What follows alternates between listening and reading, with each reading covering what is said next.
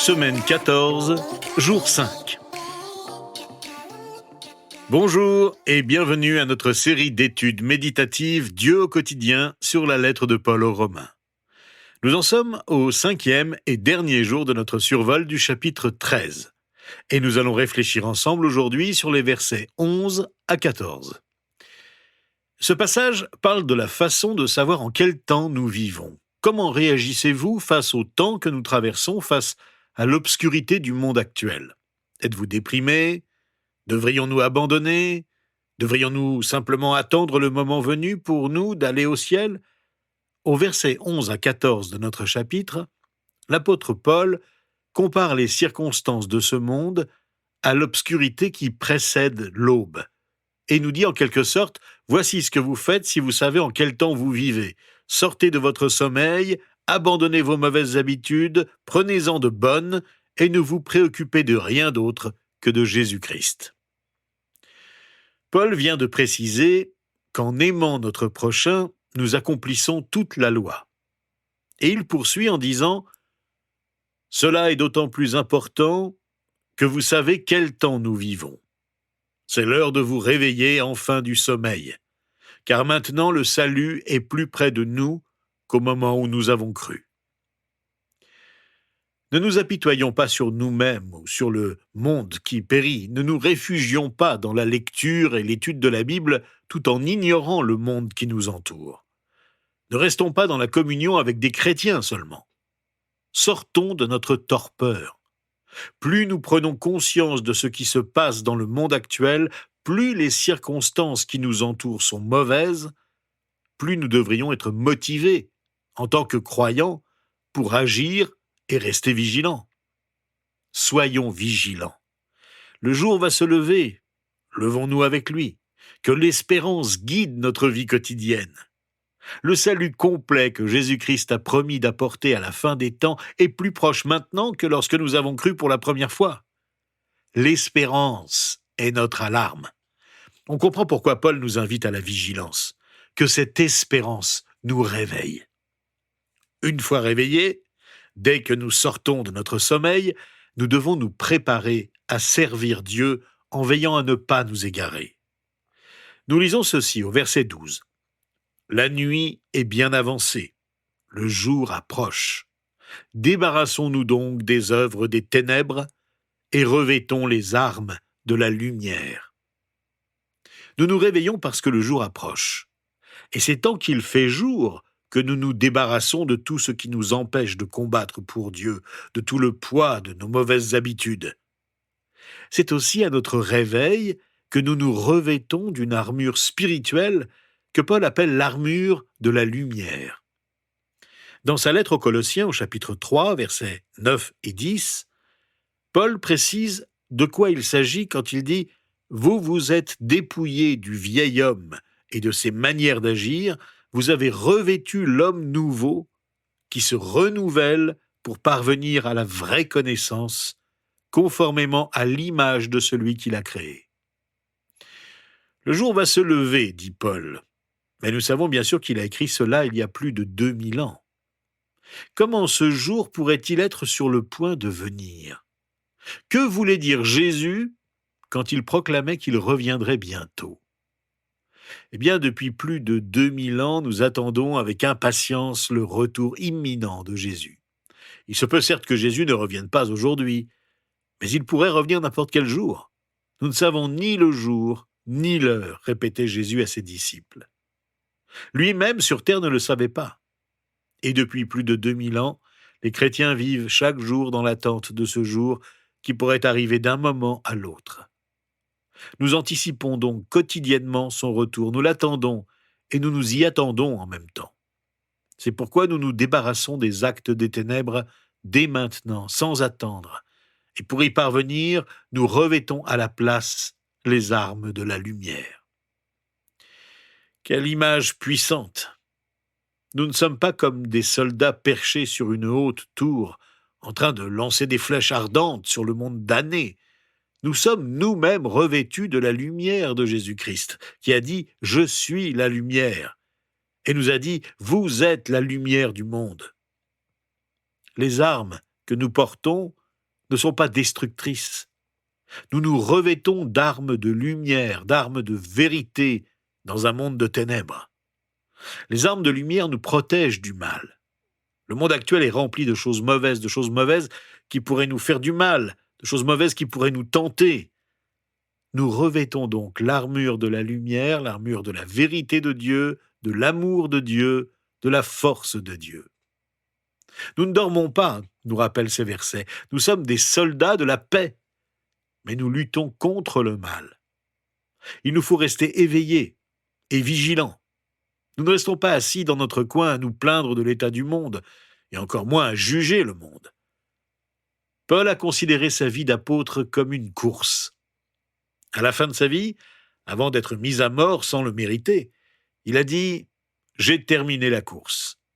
Il n'a pas dit « J'ai passé une belle retraite, j'ai beaucoup apprécié le confort de mon fauteuil, j'ai fait de belles siestes ». Non, il a dit « J'ai combattu le bon combat ».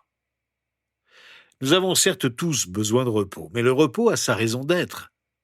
Nous nous reposons pour pouvoir mieux agir dans le monde actuel et continuer de faire rayonner autour de nous la lumière que nous avons reçue de Dieu.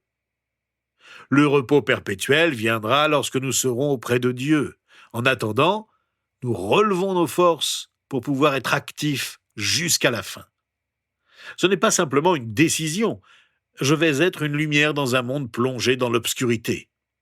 Porter les armes de la lumière, c'est agir.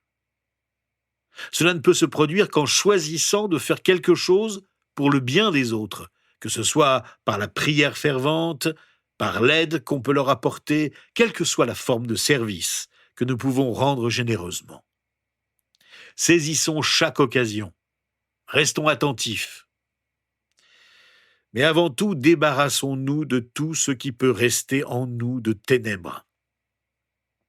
Pas de place pour le mal dans nos vies. Les armes de la lumière que nous portons sont précieuses, car c'est par elles que nous détruisons les œuvres destructrices du mal.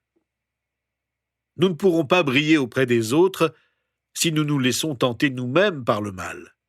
Si nous ne l'éliminons pas de nos pensées, c'est parce que le jour de la lumière approche que Paul nous dit au verset 13 « Débarrassons-nous donc des œuvres des ténèbres et revêtons les armes de la lumière. Conduisons-nous honnêtement, comme en plein jour, sans orgie, ni ivrognerie, sans immoralité, ni débauche, sans dispute, ni jalousie. » Les mots utilisés ici sont très forts. Qui n'est pas tenté de mal agir? D'être tenté à un moment ou à un autre de commettre des actes malhonnêtes. Les orgies étaient des fêtes sauvages, généralement organisées la nuit, souvent dans des temples d'idoles au cours desquels hommes et femmes, hommes entre eux et femmes entre elles, avaient des relations sexuelles souvent sous l'effet d'excès d'alcool. L'immoralité sexuelle concerne des relations entre couples en dehors du mariage. Les débauchés usent de la sexualité de manière excessive, dans l'indécence, la dépravation, la grossièreté. Je fais ce que je veux parce que je peux le faire, parce que j'ai envie de le faire et que personne ne m'en empêche. Ceux qui sont revêtus des armes de la lumière fuient les querelles inutiles, les dissensions, les disputes sans fin. Celles-ci proviennent souvent de la jalousie, qui exprime de manière virulente l'égoïsme. Je veux ce que je n'ai pas, mais que les autres ont, et je me bats pour l'avoir. Les recommandations de Paul s'adressent à tous les croyants. Elles sont personnelles, elles s'adressent à moi. C'est bien à moi que Paul parle. Ne pensons pas que nous ne sommes pas concernés. L'écrivain chrétien britannique C.S. Lewis a dit « Nous sommes des créatures à moitié enthousiastes qui s'amusent avec l'alcool, le sexe et l'ambition, alors qu'une joie infinie nous est offerte. Nous sommes trop facilement satisfaits. » Quelle différence apportons-nous dans notre monde actuel, notre culture et notre société? Comment voit-on en nous cette différence? Eh bien, tout simplement par notre façon de vivre. Il ne s'agit pas simplement de ne pas faire ce qui est mal. Se comporter décemment ne suffit pas. Il y a beaucoup de non-croyants qui se conduisent bien moralement. Il ne suffit pas de se débarrasser des choses mauvaises. Nous devons aussi nous revêtir du Seigneur Jésus-Christ. Comme nous le dit l'apôtre Paul au verset 14. Revêtez-vous du Seigneur Jésus-Christ et ne vous préoccupez pas de votre nature propre pour satisfaire ses convoitises. Ne pas se préoccuper de notre propre nature sans rien faire d'autre n'est pas possible, car nous pensons à nous tout le temps. En fait, c'est en se préoccupant constamment des choses de Dieu, de ce que nous pouvons accomplir dans son service, que nous parvenons à ne pas nous préoccuper de nous-mêmes en vain. Nous ne résistons pas seulement aux convoitises de notre propre nature, nous les remplaçons en nous revêtant du Seigneur Jésus-Christ, en suivant son exemple. Paul se sert de l'image du déshabillage et de l'habillage à plusieurs reprises dans son enseignement, parce qu'elle nous aide à comprendre que nous devons nous débarrasser des mauvaises habitudes que nous avions avant de devenir croyants, et développer de bonnes habitudes, celles de l'homme nouveau. Nous prenons dès notre lever la décision de nous revêtir de Jésus-Christ. Tout comme nous décidons du choix des vêtements que nous allons porter toute la journée. C'est un choix que nous renouvelons tous les matins, quelles que soient les activités que nous allons remplir. Mon vêtement sera toujours approprié à ce que je vais faire. Est-ce que vous décidez chaque matin de vous revêtir de Jésus-Christ avant de commencer votre journée? Ou bien restez-vous dans votre pyjama spirituel de votre lever à votre coucher? Ce que je veux dire ici, c'est que dès notre réveil, nous nous préparons à servir Jésus-Christ de manière résolue. Nous ne voulons pas gaspiller notre temps. Dès notre réveil, nous pensons à servir Dieu. Les versets 13 et 14 de notre chapitre sont devenus très célèbres, car c'est ce bref passage, si simple mais si direct, qui a convaincu saint Augustin, le célèbre théologien, de changer complètement de style de vie et de se convertir au christianisme. Le jeune Augustin vivait une vie de plaisir et ne se refusait rien, un peu comme beaucoup de jeunes gens se comportent aujourd'hui, sans honte ni culpabilité. Jusqu'au jour où il s'est pris en haine, ayant enfin pris conscience que sa conduite ne le rendait pas heureux et commençait à le détruire. Mais il luttait encore par orgueil avant d'admettre son besoin de changer. Il dit un jour à un ami: « Parce que bien d'autres nous ont précédés dans la foi en Christ, aurions-nous honte de suivre leur exemple? Pourquoi n'avons-nous pas honte, au contraire, de ne pas le suivre ?» Parfois, en effet, c'est notre propre orgueil qui nous garde éloignés de la foi et nous isole de Dieu. Finalement, la vie d'Augustin a changé radicalement par la grâce de Dieu. Dans son livre « Les Confessions », il commence par avouer ceci dès la première page de cette œuvre grandiose. « Tu nous as fait pour toi, Seigneur, et notre cœur est sans repos tant qu'il ne repose pas en toi. » Honteux d'avoir vécu sa jeunesse loin de Dieu, en restant sourd à son appel, il a fini par changer de vie et invite ses lecteurs à se tourner vers Dieu. Voici ce qu'il leur recommande. Ce n'est pas avec les yeux, mais avec le cœur qu'il nous faut chercher Dieu. Mais de même que pour voir notre soleil, nous purifions les yeux de notre corps grâce auxquels nous pouvons voir la lumière, de même si nous voulons voir Dieu, purifions les yeux qui nous permettent de le voir. Augustin raconte comment il a changé radicalement de comportement. Il se promenait un jour avec un ami dans un parc et marchait de long en large en se lamentant sur son incapacité à changer. Dans son désespoir, il s'est dirigé au fond du parc et a entendu ce qu'il pensait être la voix d'un enfant qui disait « Prends et lis, prends et lis ». Ces paroles l'ont bouleversé. Il est retourné plus tard auprès de son ami pour lui dire qu'il était convaincu qu'il devait lire la Bible. Et il est tombé sur les versets 13 et 14 du chapitre 13 de la lettre aux Romains que nous méditons aujourd'hui. Conduisons-nous honnêtement, comme en plein jour, sans orgie ni ivrognerie, sans immoralité ni débauche, sans dispute ni jalousie. Mais revêtez-vous du Seigneur Jésus-Christ. En lisant ces mots, Augustin s'est écrié Instantanément, à la fin de la phrase, par une lumière de sécurité infusée dans mon cœur, toute l'obscurité du doute s'est évanouie. Augustin, à l'âge de 30 ans, n'a plus jamais été le même homme. Il est devenu l'un des plus grands enseignants et penseurs chrétiens de tous les temps. Quelle conversion! Avez-vous besoin d'un changement radical?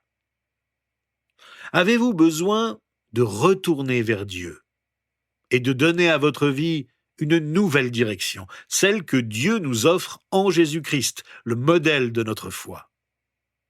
Lui seul peut nous transformer par le renouvellement de notre intelligence. Lui seul peut nous révéler sa volonté. Elle se trouve dans sa parole. Dieu vous dit-il, prends et lis? Et si Dieu vous a déjà transformé, s'il a fait de vous ses enfants, de quoi avez-vous besoin aujourd'hui? Eh bien, nous avons tous besoin de nous revêtir de Jésus-Christ. Nous avons besoin de lui tous les jours de notre vie.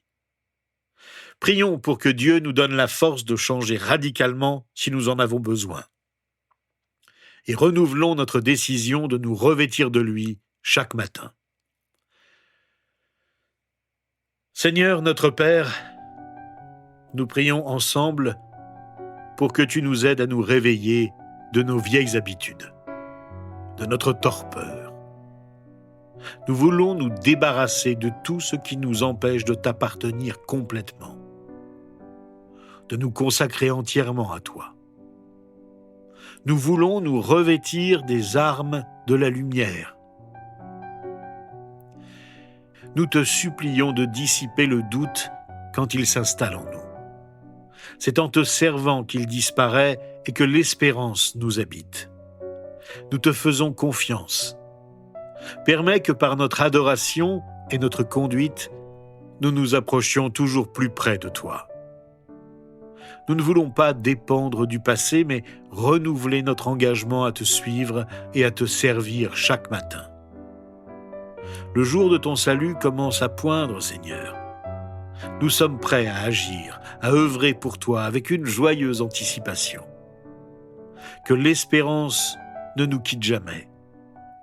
Que le désir ardent de te servir nous anime.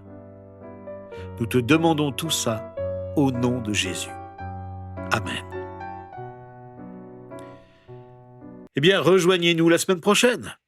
Nous examinerons ensemble le chapitre 14, un passage qui parle du service des uns des autres dans l'amour, parfois dans des situations difficiles, en particulier lorsque nous sommes en désaccord avec ceux que nous essayons de servir avec amour. Alors, à bientôt!